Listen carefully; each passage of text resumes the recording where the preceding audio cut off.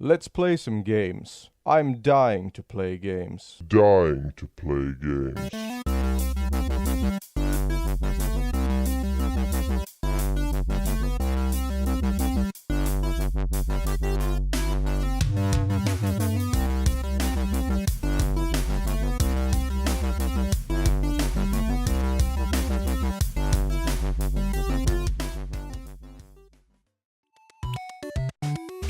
Hello, I'm Jimmy, and I'm dying to play games. And today, I've been playing the Nintendo Classic Mini, and it's a love and hate relationship. Please allow me to tell you more. First, let's just mention that I paid a fortune for this thing at an online auction. I don't regret it, I'm loving the games on here. However, they are all very hard. I mean really hard. Don't go into this without expecting a challenge.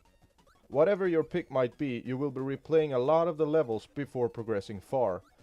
I guess what I'm saying is that not many of these games will be appreciated by many of today's gamers.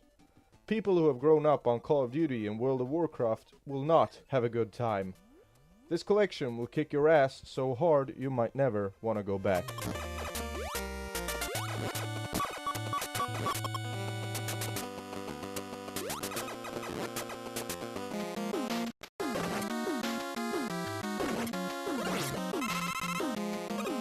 Let's start with one of my favorites, Mega Man 2. Pick any of the robots in the starting menu and let's hope you're good and have a lot of patience to persevere through the hellish levels of evil contraptions, mischievous clouds, and barrages of enemies that will do anything to end your journey. This game will kill your dreams, crush your self-esteem, and reward you only if you really deserve it. It's beautiful.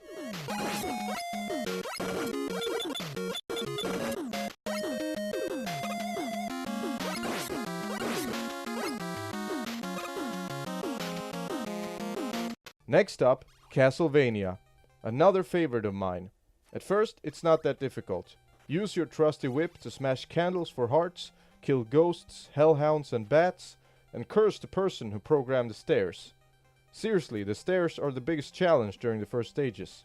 After a little while, you'll be overwhelmed, however, because not only will you need to climb stairs at the same time as battling ground enemies on 2 floors, there will also be flying and jumping enemies, and gaps to jump over while still avoiding the flying bats, mind you. Good luck, pal. I hope you'll get to see Dracula.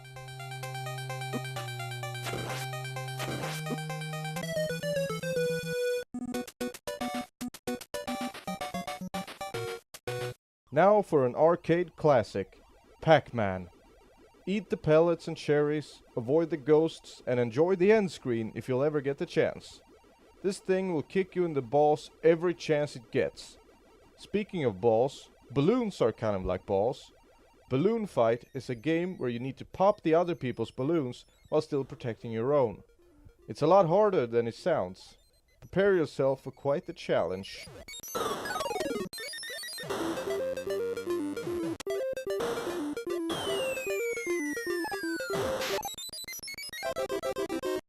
There are of course some easier games in this collection, like Ice Climber and The Legend of Zelda. However, they only appear easy at first, because the further you'll get, the harder it will be. Star Tropics is the same way.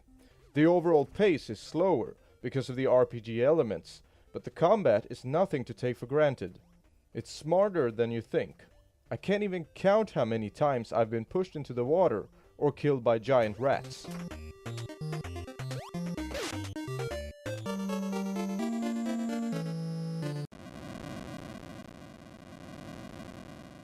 Excite Bike is another game that's easier to get into. However, good luck getting the high scores on the later levels.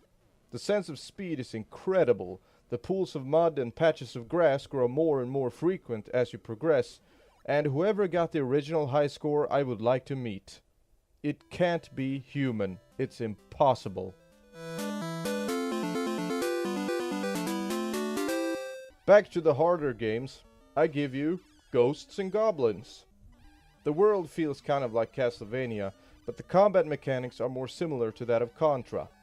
Put on the shiny white knight armor and start going through hell to get the hostage back. Zombies, ghosts, and obviously goblins will all rain down hell upon you as you traverse the medieval levels, wondering how you even got this far. If you even stop to think about it, you will die. Oh, you like Dark Souls? This game doesn't care. It will kill you for every second you think about anything else.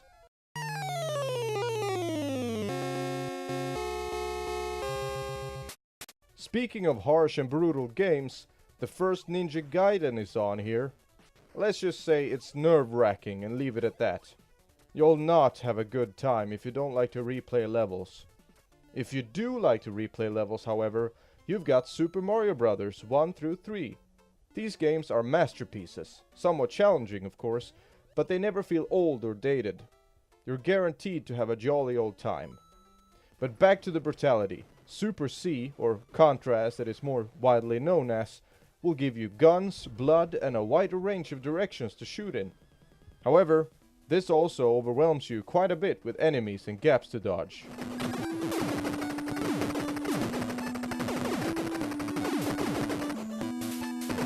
Speaking of overwhelming you with enemies, Double Dragon 2 The Revenge has it all. Several types of brawling enemies, both with and without melee weapons, big bosses to overtake, and multiple directions to take you down from.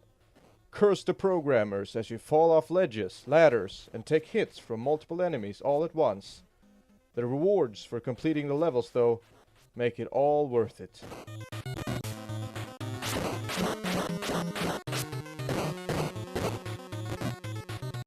I'm not trying to make people avoid any of these games or anything.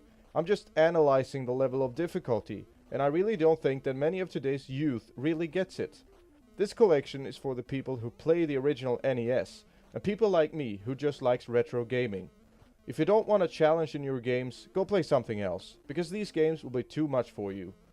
As a final note, however, I would like to point out that not all games on here are difficult. It's just that most of them crave a certain amount of time to learn the basics, figure out the movement patterns, and overcoming the challenge and persevering before giving you a reward.